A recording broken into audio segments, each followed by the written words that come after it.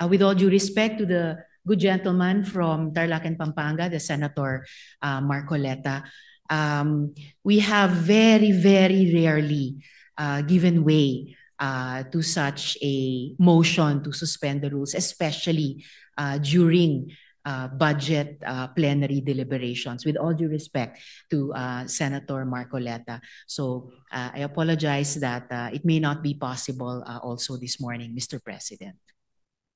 So therefore, we are not entertaining the motion. We are not entertaining the motion, Mr. President, but the chairman remains fully capable of addressing the important issue raised by the good gentleman. All right, thank you. Thank you, Mr. President. Thank you, Majority Leader. Muli nagpapasalamat po kami kay Senator Marcoleta at tinanong niya po yung itong issue. Nagbibigay po to ng oportunidad para sa ating bagong ombudsman klaruhin yung kanyang mga nasabi. At wala hong intention to bend the law. No? That's very clear. In fact, ang prinsipyo po ng ating bagong ombudsman is to follow the law and uphold the law. Dahil naniniwala siya na ang rule of law is supreme, Mr. President.